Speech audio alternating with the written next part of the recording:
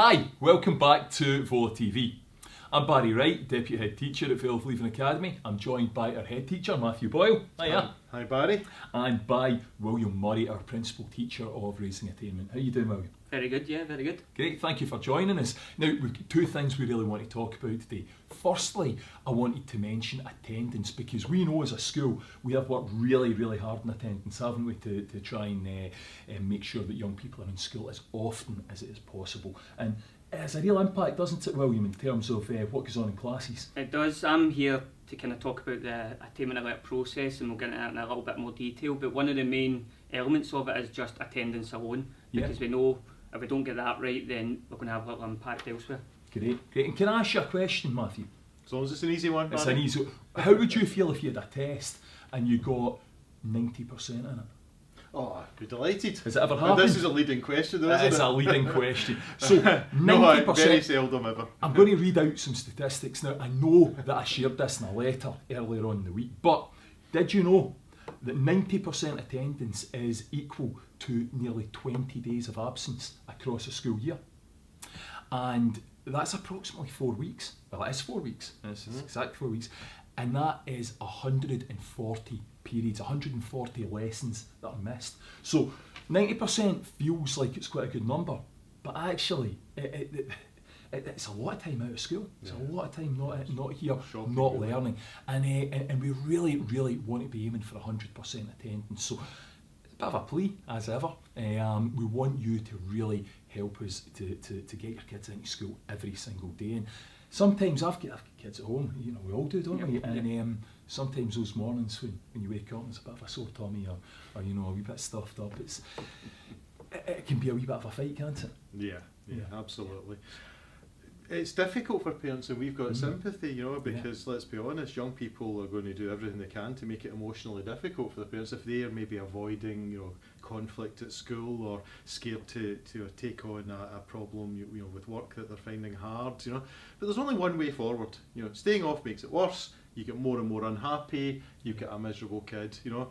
Giving them the tough love up first and saying, you know, and we're talking about a situation here, of course, where they don't actually have a real nasty bug. Sometimes people just have to be off. That can't be helped.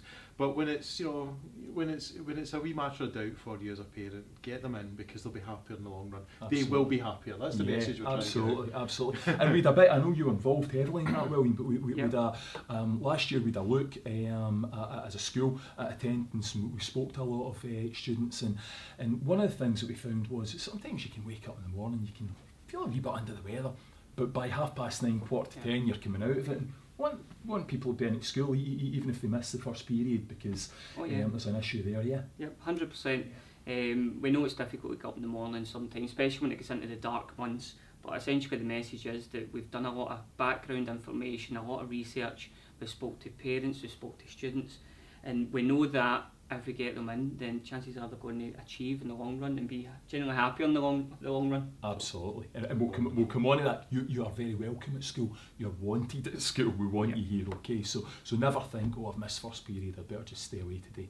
Get yourself in, and we'll welcome you with open arms. And you mentioned there, William, about if you get into school, you know, do your best, work hard, you will achieve. You know, there'll be certificates. And last year, more numbers for you, I'm afraid. We love a number here. But last year, we had a 7.3% increase in the number of National 5 passes at A to C. And that's up nearly 22% since 2019. So over the last 4 years, we've had a 22% increase in the number of National 5 passes at A to C. For higher, we had a 9.2% increase last year, and over those 4 years since 2019, that's gone up 12.5%. We're talking about hundreds of passes here. It really is. It's fantastic, but we're not done yet. We've not got to the point where we're happy and we're resting on our laurels. And William, one of the things that we've got in place is an Attainment Alert system, and I know that you want to tell everyone a little bit about that. Yeah, essentially, this is the third year that we've been doing the Attainment Alert system. And we're trying to refine it and get it better every single year. And the core basis of it is about having a conversation about every single child that's in the school. And it's about involving those conversations around those children with as many people as we can. So once a month I'll contact class teachers and ask them to raise a concern. Now the concern can be for many various different reasons, and some of them we've even touched on. It could be can't get out of bed, attendance, loads of different things, just basically maybe not meeting the targets that have been set for them, or they've set themselves. So essentially it's a way of us having a conversation and just identifying quicker if they're not meeting those targets. And what that kind of generates is just a small concern that will feed its way through the school to many different people around that child, from managers within the department, from pastoral care, all the way up to the kind of senior management team if things don't improve over time. What will happen is, on the kind of first concern, is that a letter will be generated, an email will be generated, and it gets sent home just to alert a parent or guardian about the concern that has been raised about the child not meeting a set target. And at that moment in time, it's just about not panicking.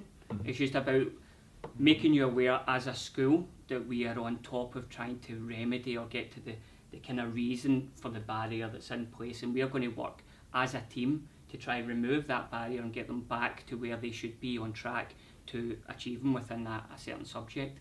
But it is a rolling process, so over time what will generally happen is that if a student isn't meeting a target and is going week after week or maybe month after month, then we'll elevate it to different people and management throughout the school, and we will simply sit down as a team and hopefully get to the core root of the problem and try and again help them towards that path of achievement.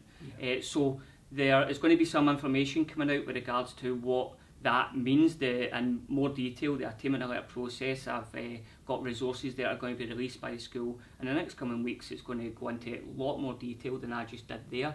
If you receive a concern, what we kind of want you to do is just be aware of the concern and generally just have a conversation at home. Just see maybe what the problem is, because it might be something we don't know, and if that's the case, then by all means get in contact with the school and we can again get more conversation and more to the root of the problem. But ultimately, if the problem doesn't improve, it will be the school that will contact yourself, and we will just inform you of what we're going to put in place to help support your child within the school.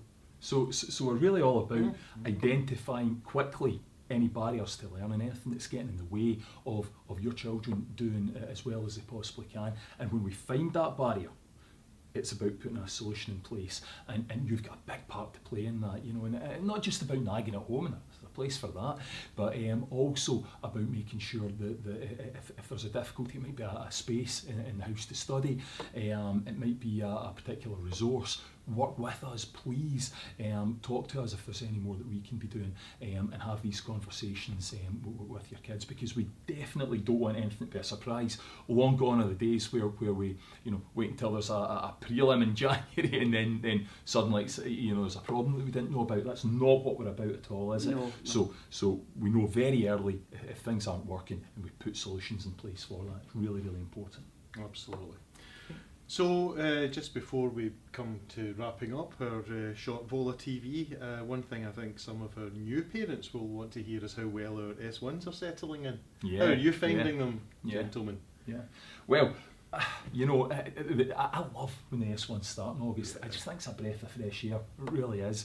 And they're so enthusiastic, and please encourage them not to lose that enthusiasm. We've actually got an S1 at home at a different school, and he's beginning, sometimes comes home, he's picked up some of those traits maybe from the older ones that, a bit too cool for school now, but it's just really about encouraging them to really enjoy school and to love it. And there's so many opportunities in here. There goes my bit of paper. So many opportunities in here to get involved and to do well. What have they been like in class, William? They've been great. They're starting to make me feel old though, because they're asking me if I know their siblings, and unfortunately I do.